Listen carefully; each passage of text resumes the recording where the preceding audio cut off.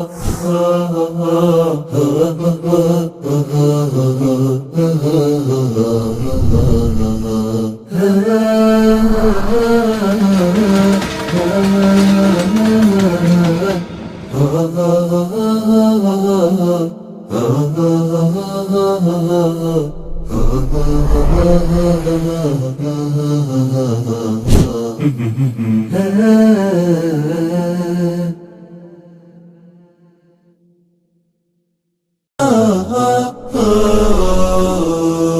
زلت في دفاتري قصيدة،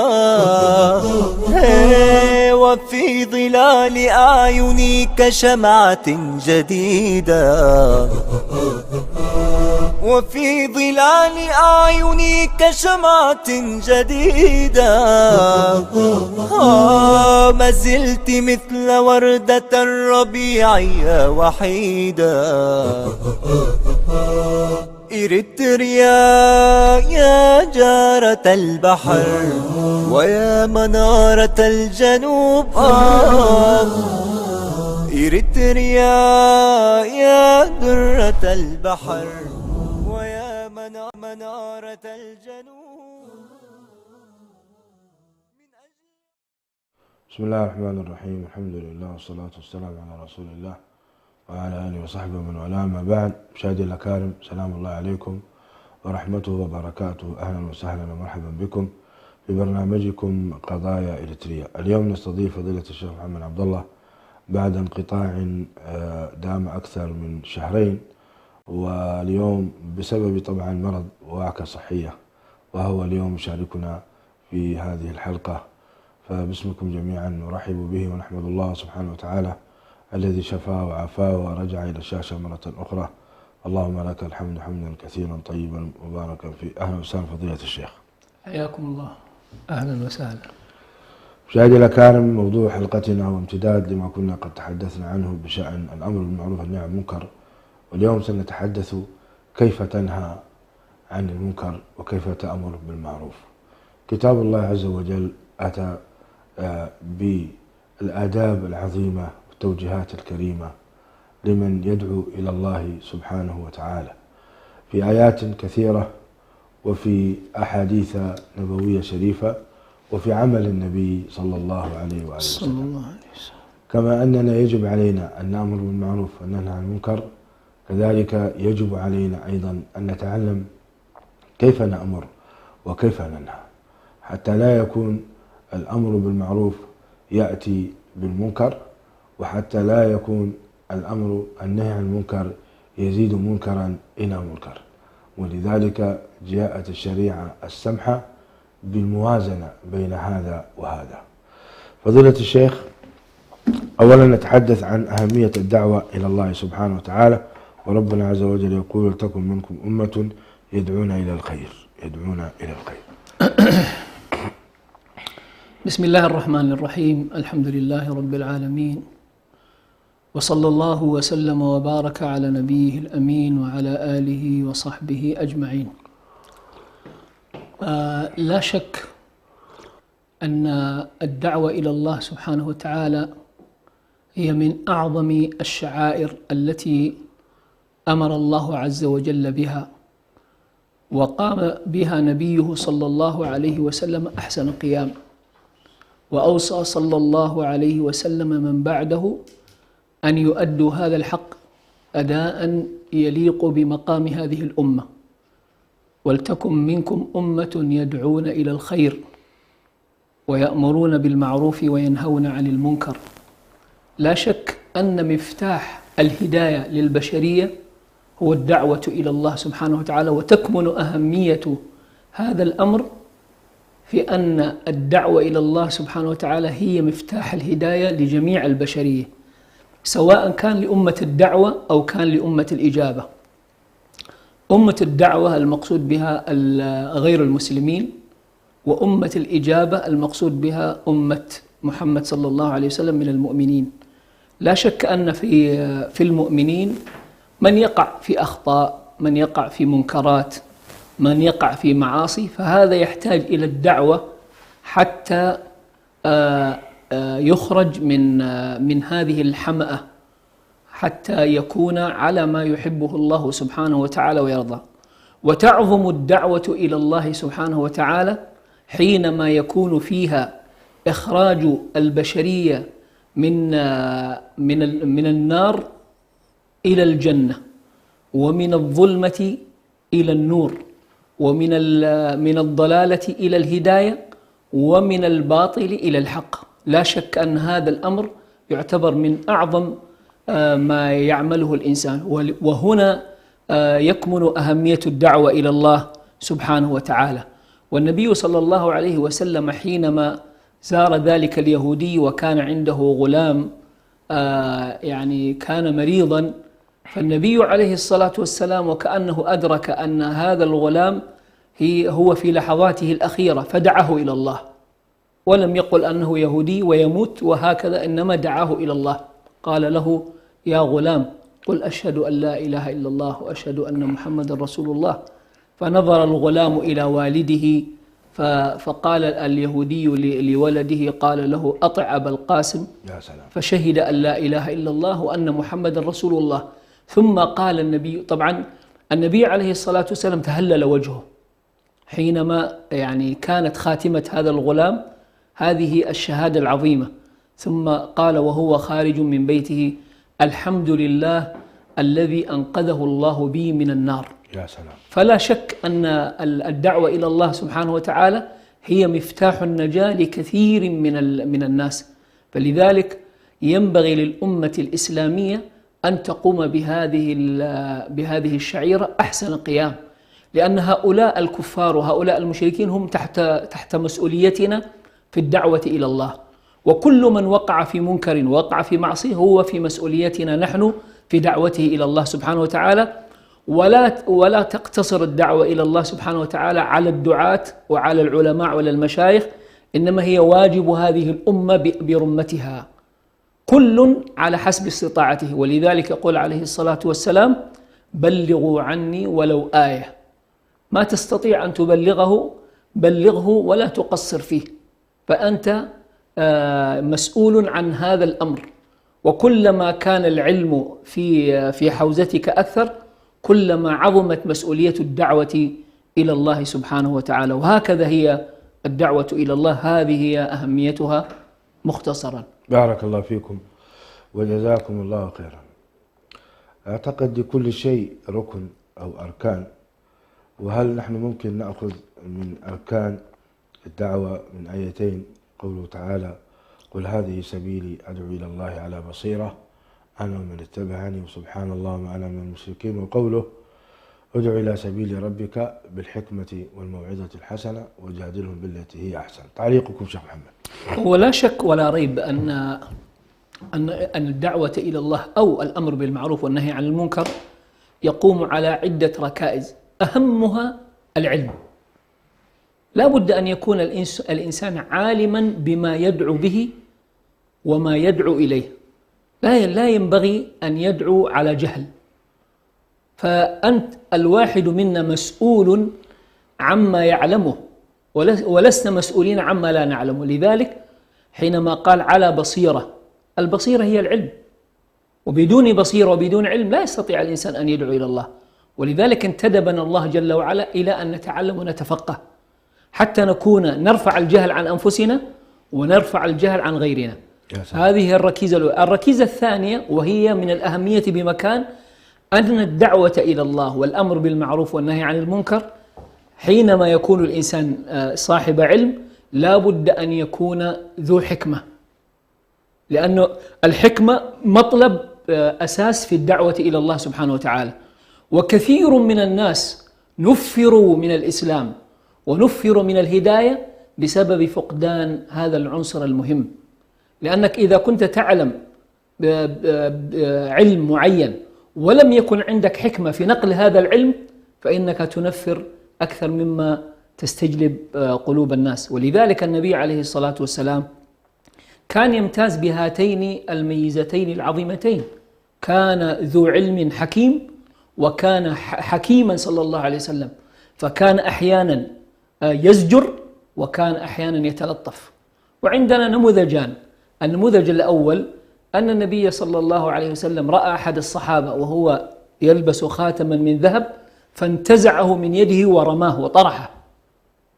هذا الآن لو استخدمنا هذا الأسلوب ربما مع غير هذا الإنسان ربما نفر وربما أصر على هذا المنكر، لكن النبي عليه الصلاة والسلام يعرف أن هذا الأسلوب يصلح مع هذا الرجل وأن هذا الأسلوب هو الذي سيزجره ويردعه. ولذلك لما ذهب النبي عليه السلام قال له الصحابة خذ خاتمك وبيعه وانتفع. قال لهم لم يكن لي أن آخذ شيئا طرحه رسول الله صلى الله عليه وسلم. هذا النموذج الأول. النموذج الثاني حينما دخل الأعرابي، هو نموذج معروف لدى المسلمين جميعا، حينما دخل الأعرابي إلى المسجد وشعر بأنه يعني يريد أن يتبول، فأخذ في جانب من جوانب المسجد أراد أن يتبول فبدأ الصحابة يريدون أن يزجروا، فقال النبي عليه الصلاة والسلام اتركوه لا تزرموه، اتركوه حتى يقضي حاجته. ثم لما انتهى قال له يعني بدأ النبي عليه الصلاة والسلام يتلطف به، هذا البول أمره سهل، اتوا بذنوب من ماء وأهرقوا عليه وسيذهب. وبدأ مع هذا الأعرابي يعلمه أن هذه المساجد لم تبنى لهذا الأمر، إنما بنيت للصلاة ولذكر الله. فلما سمع الحكمة والتلطف من النبي عليه الصلاة والسلام ما كان منه إلا أن قال اللهم اغفر لي واغفر لمحمد ولا تغفر لأحد معنا أبدا. هكذا. لماذا؟ لأنه وجد من النبي عليه الصلاة والسلام النتيجة ليست فقط في الأعرابي، إنما هي تتعدى ذلك. إذا نظرنا من ناحية المسجد، إذا نفرنا هذا الرجل سينتشر بوله في أنحاء المسجد وسيصعب تتبع ذلك، هذا أولا. وإذا نظرنا في الرجل نفسه، إذا ارتد البول مرة أخرى إلى جسده، قوله لا تزرموه، يقول العلماء أن هذا الإزرام نوع من أنواع المرض، يعني قد يصاب به هذا الرجل. فنحن يعني زي ما تقول إيش، يعني أقفلنا هذا الباب تماما، وما كنا نريد إيصاله من زجر هذا الإنسان بالأسلوب الحسن وصل. ولذلك هذا الأعراب ينفع ما هو هذا الأسلوب وهذا التلطف، والنبي عليه الصلاة والسلام استخدم هذا. والنبي عليه السلام في حياته كلها استخدم الحكمة في الدعوة إلى الله عز وجل. ولذلك الركنان الأساسيان العلم والبصيرة والحكمة في الدعوة إلى الله. ادعو إلى ربك إلى سبيل ربك بالحكمة والموعظة الحسنة. الموعظة الحسنة سواء مع الأهل أو مع غيرهم أيا كان. أي إنسان يحتاج إلى نصيحة، نحن إذا كنا ندرك ما الأسلوب الذي ينفعه نستخدم الأسلوب الأمثل والأنفع لهذا الإنسان. والله تعالى أعلم. ما الفرق بين الحكمة والموعظة الحسنة؟ ولماذا وصفت الموعظة بالحسنة وهل هناك موعظة غير حسنة؟ الموعظة الحسنة هو الأسلوب الحسن في الكلام، يعني لا يكون كلامنا فظا غليظا، يكون بالأسلوب الحسن والتلطف في الكلام.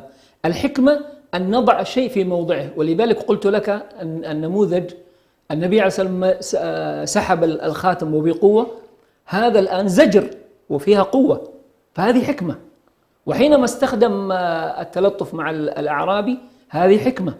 فلذلك الحكمة يعني وكأنها أسلوب طرح الكلام أو أسلوب إنكار المنكر. أما الموعظة الحسنة هي التذكير بالكلام الحسن والكلام اللطيف والأسلوب الجميل، سواء كان ترغيب أو كان ترهيب. يعني بعض الناس حينما يدعو إلى الله سبحانه وتعالى تجده يصرخ وتجده يأتي بأعنف الكلام، هذا مرفوض تماما في شريعتنا. المطلوب هنا أن نوصل هذه الرسالة بألطف الأساليب. ولذلك لو استعرضنا القرآن الكريم من أوله إلى آخره، الكلام القوي الشديد ستجده في مواضع معينة. معظم القرآن الكريم هو تلطف بالناس وأخذهم بالموعظة الحسنة. ستأتي هذه النقطة وهي أسلوب الأنبياء في دعوتهم في دعوة أقوامهم. لكن نحن نتكلم الآن عن العلم والحكمة والموعظة الحسنة والجدال، وجادلهم بالتي هي أحسن. هذا الجدال شيخ محمد يشعر بغشيان الداعية إلى منتديات المدعوين وأماكنهم ومقاهيهم وجلساتهم، وجادلهم بالتي هي أحسن. تعليقكم؟ الجدال سواء ذهب الداعية إليهم أو أتوا إليه، هناك من البشر ليس كل إنسان يتقبل الكلام. هناك من البشر من تأخذه العزة بالإثم، وهناك من البشر من يعتقد أنه صاحب علم أو أنه يعني يمتلك كما من العلم، فبالتالي يبدأ يرد عليك في موعظتك أو في دعوتك بأسئلة معينة. فنحن نحتاج أن نجادل بالتي هي أحسن، بأفضل أسلوب في الجدال. طبعا هنا لو قلنا أفضل أسلوب في الجدال، سواء في أصواتنا أو في صدقنا أو في نياتنا، وهذا من الأهمية بمكان. أحيانا الداعية حينما يجادل يبدأ ينتصر لنفسه حتى لا يغلبه الذي أمامه، بينما الإمام الشافعي يعني في كلمات له يقول: أنا لا يهمني يعني على أي يد من يخرج الحق، نحن في النهاية ننشد أن نصل إلى الحق. فلذلك لا ينبغي للداعية أن يكون في نقاشه وجداله محبا أن ينتصر لنفسه. ما يضرك أبدا شيء إذا كان هذا المدعو كان معه حق واستطاع أن يوصل لك أن الذي يعتقده هو الحق، فأنت وهو الجميع يريد أن يصل إلى هذا الحق. فبالتالي إذا انتصر الداعية لنفسه وكانت نيته التغلب على الذي أمامه، ربما يحيد عن الحق، يبدأ يلوي أعناق النصوص حتى يفحم هذا الذي أمامه، وهذا مرفوض تماما. لذلك يقول له: وجادلهم بالتي هي أحسن. أحسن أسلوب، أحسن نية، أحسن كلام، حتى يكون في النهاية يعني حتى في قبول المدعوين النية الحسنة والصدق في الكلام له أثر في هؤلاء. ولذلك ستجد في الساحة الآن يعني عدد من الدعاة يعني تعجب كيف يناقشون هؤلاء البشر، رغم أن هؤلاء الذين أمامهم أصحاب فلسفة، ولكن لما يعني اكتسوا بهذه الكسوة الحسنة الجدال بالتي هي أحسن، الله جل وعلا أظهر الحق على أيديهم. والدعاة على مر العصور يعني يعرفون بهذا، حينما يكون الصدق والجدال بالتي هي أحسن هو رائدهم، يكون في النهاية هم الذين يعني بلاش أن نقول يتفوقون، ولكن يظهر الله عز وجل الحق على أيديهم. وفي بعض الأحيان يتنازل بعض العلماء عن بعض المعتقدات وعن بعض المفاهيم بكلام شخص ربما يكون من عوام الناس، لأن الله عز وجل أظهر الحق على يد هؤلاء. بعض الناس من الدعاة يعني يخفي العلم ويخفي الحق مجاملة. تعليقكم؟ هذه مصيبة حقيقة. الداعية لا ينبغي له بأي حال من الأحوال أن يخفي ما وهبه الله عز وجل من العلم. والحديث المشهور: من كتم علما ألجمه الله بلجام من النار يوم القيامة. يعني المجاملة لأجل ماذا؟ إما أن تظهر الحق وتصدع به، أو ألا تتواجد يعني لا يمنع الأسلوب الحسن من إظهار الحق أبدا أبدا، بالعكس، هو إظهار الحق بالأسلوب الحسن هو المطلوب، لأن الناس يتقبلون من أي شخص إذا كان أسلوبه حسن. إذا كان أسلوبه فظا غليظا حتى لو كان معه الحق مدركين لهذا يرفضوه تكبرا وتعنتا.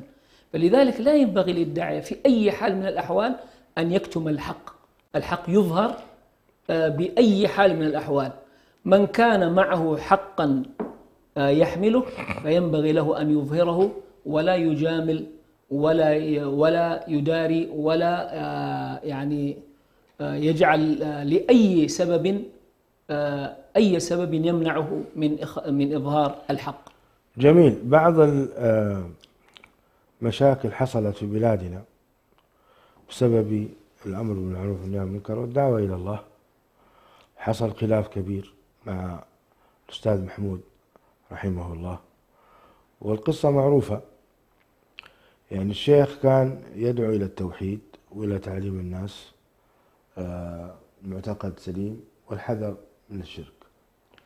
الذي حصل أن مجموعة من الصوفية دخلوا على الشيخ وحصل يعني هجوم.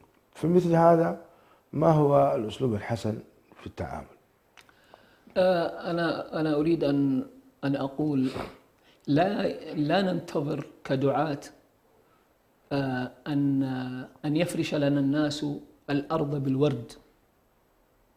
الناس طالما أنك أتيت بشيء يخالف معتقداتهم وما ألفوه على مدار سنين طويلة، اعلم أنهم سيجابهوك بالشتائم وبالتعدي وبإحراق البيوت وبضرب الناس. هذا لا بد أن ندركه تماما.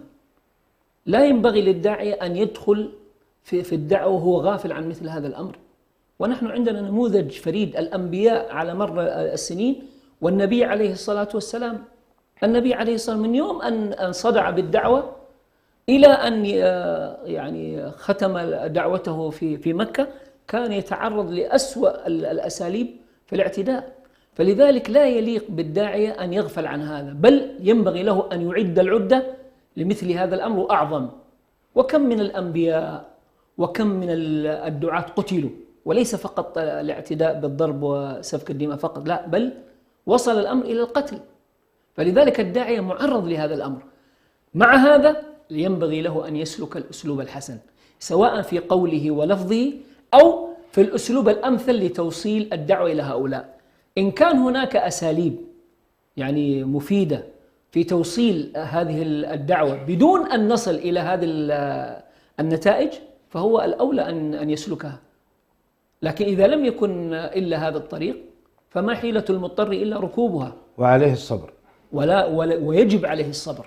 واصبر على ما أصابك إن ذلك من عزم الأمور. نعم، والعصر إن الإنسان لفي خسر. نعم. إلا الذين آمنوا وعملوا الصالحات وتواصوا بالحق وتواصوا بالصبر. ومن أعظم الأمور التي ينبغي أن يتحلى بها الداعية الصبر، لأن الداعية من الكلمة الغليظة الصغيرة إلى يعني أبشع أنواع الاعتداء معرض لمثل هذا. فلذلك لا بد أن يكون صبورا، سيؤذى في نفسه وسيؤذى في ماله وسيؤذى في أهله، فلا بد له أن يصبر. بلا شك في بلادنا صوفية ومعتقداتهم معتقدات يعني لا تخرج الشخص من الإسلام، لكن يوجد بدع ويوجد خرافات بلا شك. ودعوة هؤلاء واجبة، لكن الذي يحصل لدى بعض الدعاة يرون أن هؤلاء الصوفية أعداء فيغلظون عليهم في الجدال والنقاش ويأتون بكافة الأدلة على كفر ابن العربي وكفر فلان وفلان، وأنهم يعني ربما نسوا الطريق الآخر الذي هو التلطف والتيسر. كذلك أيضا تشعر أثناء الجدال، وهذا حصل أيضا في السودان وفي اليمن في غيرها، تشعر أن هناك في يعني نوع من الحنق ونوع من أشبه ما يكون الانتقام للنفس، وليس هناك يعني التحسس بالرحمة والشفقة. يعني حصل لي أنا موقف في جلسة من الجلسات لبعض آبائنا كان عندهم قرصب وكنت أنا ضيفا يعني، فبدأوا يدعون أذكارهم ويعتقدون حضور النبي صلى الله عليه وسلم. فقلت لهم يعني أنا أعتذر أن أشارككم في هذا، وأتمنى أن تعودوا إلى الحق، إن كان هذا هو الحق فأنا معكم، وإن كان الحق في غير ذلك فالمفترض أن تكونوا أنتم مع الحق. فقال لي أحد كبار سنهم، قال لي إن رسول الله صلى الله عليه وسلم قال افترقت اليهود على 71 فرقة وافترقت النصارى على 72 فرقة، ستفترق هذه الأمة على 73 فرقة، وأنتم وهابية إحدى الفرق الضالة، أنتم في النار. اي والله. فابتسمت وقلت الوهابية إذا كانوا في النار وهم يتبعون النبي صلى الله عليه وسلم فالذي لا يتبع النبي صلى الله عليه وسلم أين سيكون؟ فسكت هذا الشايب. الشاهد أنه يعني الذين كانوا قد حضروا المجلس حوالي 5 تقريبا يعني قابلوني بعد فترة وقالوا يعني جزاك الله خير، لم تشد على هذا الشايب ولم يكن هناك مجادلة شديدة بينك وبينه وأنت أديت الذي عليك. مثل هذا يا شيخ محمد يحصل كثيرا، ويحصل أيضا أن امرأة تمد يدها تسلم عليك فتقول لا يا أختي أنا لا أسلم، فتغضب غضبا شديدا، أنا ماذا أريد منك وأنا مثل والدتك وأنا عفيفة طاهرة وأنا أي نعم.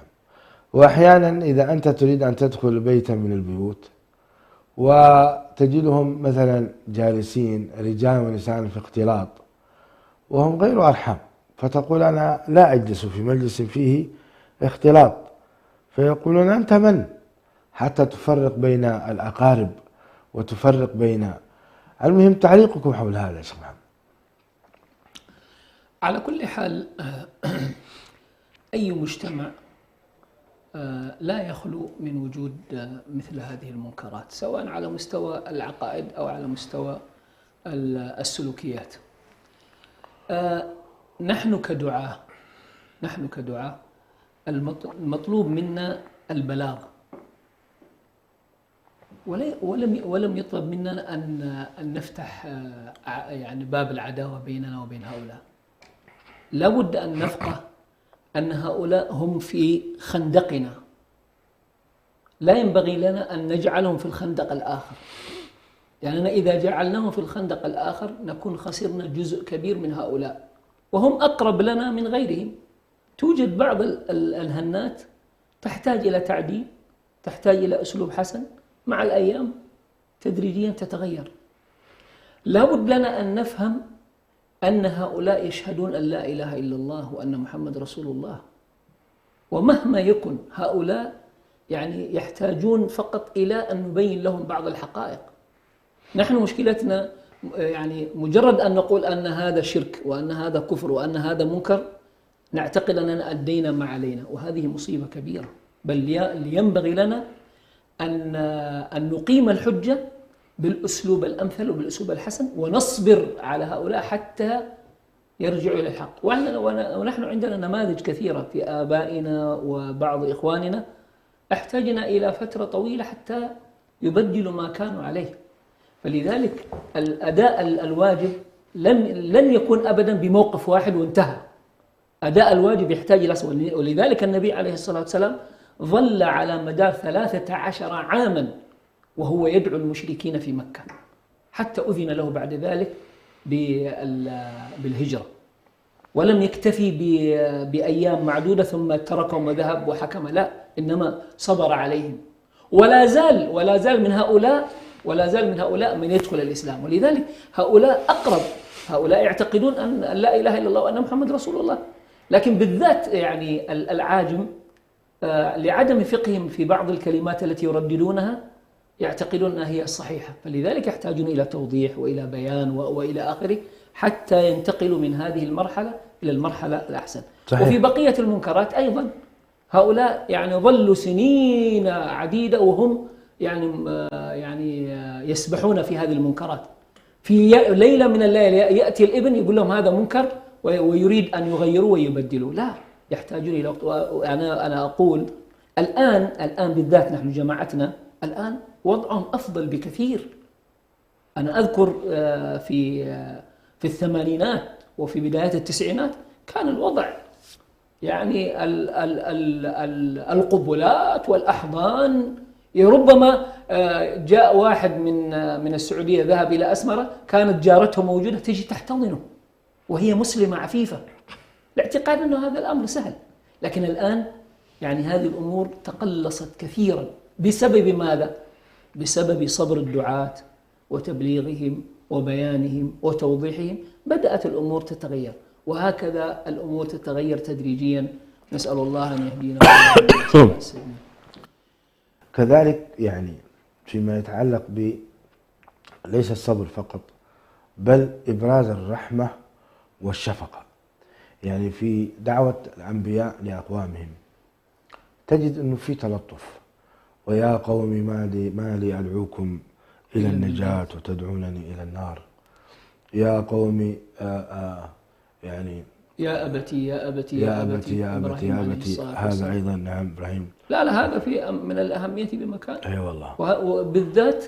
بالذات من الأبناء مع آبائهم وأمهاتهم. يعني أنا أعجب، يأتي الابن لأمه ولأبيه ويحدثهم بفوقية وبأنفة، يزعم أنه داعية، بل ينبغي لك أن توطئ لهم الأكناف.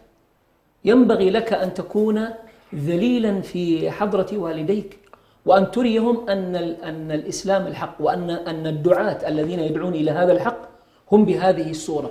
ولكن حينما يفهم الوالدان أن هؤلاء الدعاة يعني غلاظ شداد، وأن أسلوبهم أسلوب أرعن، وينكرون بطريقة فجة، لا يمكن يستجيبوا حينما تبذل من مالك ومن وقتك. أيوة، كثير من الأخوات يرفضن الزواج بالمتدين لهذه الشدة البائسة.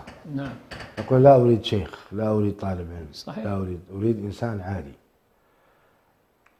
أريد إنسان عادي، تسميه عادي وهو فاسق أصلا. صحيح. لكن لا تحب أن تسميه فاسق حتى يعني قلبها يقبل. سبحان الله. فتقول لا أريد إنسان متدين. وهذا السبب هو الإنسان المتدين هذا في البيت غليظ شديد سيء الخلق، يظن أن الالتزام لحية وثوب فقط، ولا يعتقد أن الالتزام هو إبراز الأخلاق الحسنة وبر الوالدين وطاعتهما. تجده دائما في الرحلات والطلعات والنزلات، وليس في خدمة والديه. صحيح. أبدا. أي دين هذا وأي التزام هذا وأي شرع هذا. يعني أبو العالمين يقول وإن جاهداك لتشرك بي ما ليس لك به فلا تطعهما، وهما مشركين يدعونان كذا. فكانت هذه حقيقة لفتة جزاك الله خير مهمة جدا، أن الداعية نفسه في البيت إذا لم يكن ذا رحمة لأهله فلن يكن ذا رحمة لغير أهله. سبحان الله.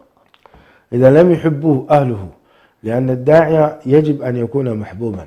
قال تعالى إن الذين آمنوا وعملوا الصالحات سيجعل لهم الرحمن ودا. فإذا لم يجعل لهم الرحمن ودا علم أن ليس بداعية. هذا لا يزال هو يحتاج إلى دعوة، ولا يزال يحتاج إلى تعليم حقيقة. وهنا لا بد أن نفرق بين أن يكون الداعية متلطفا ومؤدبا ومهذبا وبين المجاملة. بعضهم يخلط، يقول لك أنا عشان يعني أكسب ودهم تنازلت عن بعض لا، هذا غير مطلوب. تمسك ولكن بأدب وباحترام. وجدت منكرا تكلم بالكلمة الطيبة، وإذا لم يعني تجد صدى استأذن، طيب اسمحوا لي. صحيح. لا بأس. صحيح. مع الأيام سيكتشفون أنك أنت صاحب الحق، حتى ولو لم يستجيبوا في ذلك الوقت، إلا أنهم في قرارة أنفسهم يدركون أنك صاحب الحق، ويقول لك ادعي لنا بالهداية. نعم. نتمنى أن نكون مثلك، نتمنى أن نكون. ثمة قضية مهمة قبل أن ينتهي البرنامج، وهي خلاف الداعية مع أخيه الداعية أمام المدعوين. هذه مصيبة. نعم. كبيرة تحصل في مواقف متعددة، يعني أمام المدعوين. يفتي داعية بفتوى والآخر يحاربها ويجادله قدام الناس. تعليقكم؟ ولا شك أن الدعاة بمختلف مشاربهم ومختلف توجهاتهم لا ينبغي لهم أن يظهروا أن هناك صدعا، وإن كان هذا الخلاف فيما بين الدعاة هو معروف أنه خلاف تنوع، ربما أنا رأيت هذا وأنت رأيت، لكن هذا العامي لا يدرك مثل هذا الأمر، يعتقد أن هناك انشقاق فجوة بين الدعاة. فيبدأ يقول لك اتركونا من هؤلاء الدعاة. فإذا يعني تجاذبنا أطراف الحديث في مسألة ما ينبغي لنا ألا نفعلها. يعني أنا كداعية وقفت وقلت بمسألة معينة أنها هكذا يعني حرام أو حلال أو فيها كذا، لا ينبغي أن يأتي الداعية ويقف أمامي ويقول هذا غير صحيح وأن كلامك يضرب به عرض الحائط وأن الصحيح هو كذا. لا ينبغي أن يفعل، لا سيما هو الموضوع في إطار المقبول، يعني ليس الموضوع فيه كفر وإسلام. أيوة الموضوع مقبول يعني، فبالتالي أمرها كما جاءت ثم بعد ذلك تناقش أنت وإياه ربما تراجع. أو أنت في مجلس آخر أتيحت لك الفرصة خلاص أمام المدعوين وسئلت عن هذا، أفتي بما تراه مناسبا. جميل، نعم. لكن أنا أرى تحريم الغناء وأنت ترى أن الغناء جائز، فتعارضني أمام الناس والكلمة لي. نعم صحيح. وأنا في المنبر والكلام متاح لي، وأنت من وسط المدعوين تقول لا، من قال لك أن الغناء حرام؟ فقد أحله الإمام ابن حزم وأحله فلان وفلان وفلان. ويبقى هذا الجدال يعني بصراحة مقيت أمام الناس. عيب من والله عيب الخلاف بين الدعاة. من فقه بعض الدعاة. يعني الآن لو قلنا مثلا في موضوع الغناء، أنا أرى أن الغناء حرام، ربما أخي هذا لأي سبب كان يرى أنه ليس بحرام. الآن لو قلت للناس أنه ليس بحرام، ما هي المصلحة التي ستجنيها؟ لذلك بعض الدعاة يقول طالما أن الناس باقين على أن الغناء حرام اتركهم كما هم، أنا وإن كان عندي. هذا حكيم، أي هذا فقه، هذا حكيم. الداعية الذي يقول بهذا حكيم. المشكلة الداعية تأخذه أحيانا شهوة الكلام. مثلا تقول لهم أنت في مجلس سئلت عن الهجرة إلى بلاد الكفار، تقول أنا لا أرى الهجرة إلى بلاد الكفار حرام، حاول قدر المستطاع أن تهاجر إلى بلاد المسلمين. يأتيك واحد يقول لك أين المسلمين وأين دول المسلمين؟ اليوم الدول الكافرة هي أفضل وأحسن من دول المسلمين، وكونك أنت تقول بالتحريم فقد أجاز غيرك أيضا. يا أخي الآن ليس موقع خلاف. صحيح. أنت داعية وأنا داعية، اترك لي أنا أتكلم بما أراه مناسبا. أنت إذا أتيحت لك الفرصة قل ما شئت وتتحمل مسؤوليته. إذا كنت ترى الهجرة إلى بلاد الكفار جائز افتي وأنت تتحمل وزرهم أو تتحمل خيرهم، لكن لا تعارضني أمام الناس. صحيح. أنا أفتيت بتحريم كشف الوجه، لا تعارضني أمام الناس، عيب. صحيح. لما قلنا حرام. أنت إذا سئلت عن كشف الوجه افتي بما أفتى به الشيخ الألباني، فلن تجدني أنا أعارضك أبدا، فهي فتوى معتبرة من العلماء. يعني هذه الآداب ينبغي أن تكون. أنا أرى أن زيارة القبور هي خطورة جدا للشرك، فيأتي شخص آخر يقول لا، من قال لك زيارة القبور أجازها النبي صلى الله عليه وسلم؟ يا أخي أنا أتحدث عن الجالسين، أعرف أنهم يذهبون ويشركون بالله. صحيح. لا تجوز لهم ذلك، افهم. صحيح. أو اسكت، اصمت، خذني على جنب وكلمني. على كل حال هذا الموضوع يحتاج إلى جلسة أخرى يا شيخ محمد نتناقش فيه عن نقطة زائد نقطة زائد نقطة حتى نذكر أنفسنا ونذكر دعاتنا. أنه يعني يحصل خلل كبير ويحصل صدام كبير نتائجه هكذا الآن، يعني إسقاط المشايخ والعلماء. نعم صحيح. 30 ثانية ماذا تنصحون بها؟ أريد أن أقول أن واجب الأمر بالمعروف والنهي عن المنكر والدعوة إلى الله سبحانه وتعالى ليس قاصرا كما قلت سلفا، ليس قاصرا على العلماء والدعاة فقط. كل إنسان يستطيع أن يؤدي واجب هذه الشعيرة بما يستطيع دون أن يتطفل على ما لا يعرف. ينبغي علينا جميعا كمسلمين أن نؤدي هذا الواجب كل من تجاهه ومن جانبه. النبي عليه الصلاة والسلام يقول بلغوا عني ولو آية. تستطيع أن تهدي كتابا، تستطيع أن ترسل مقطعا يؤدي إلى هداية كثير من الناس وكثرة من هداهم الله سبحانه وتعالى بمثل هذه الأساليب. نسأل الله لنا ولهم الهداية والرشاد. شكرا لكم الشيخ محمد عبد الله على هذه المشاركة الطيبة، ونحمد الله تعالى أن أعادكم إلينا سالمين غانمين، والشكر موصول لكم مشاهدي الأكارم ومشاهدات الكريمات على المتابعة، ونسأل الله تعالى أن يهدينا إلى الحق الأسبوع القادم سنناقش إن شاء الله أخطاء الدعاة إلى الله عز وجل، وإن شاء الله يعني نبين هذه الأخطاء بالترتيب ونناصح أنفسنا ونناصحهم في الله عز وجل. هذا أخوكم برهان يحييكم واستودعكم الله الذي لا تضيع ودائعه حتى ألقاكم الأسبوع القادم. استودعكم الله وأنتم على خير، والسلام عليكم ورحمة الله وبركاته. إريتريا يا جارة البحر ويا منارة الجنوب، إريتريا يا درة البحر ويا منارة الجنوب.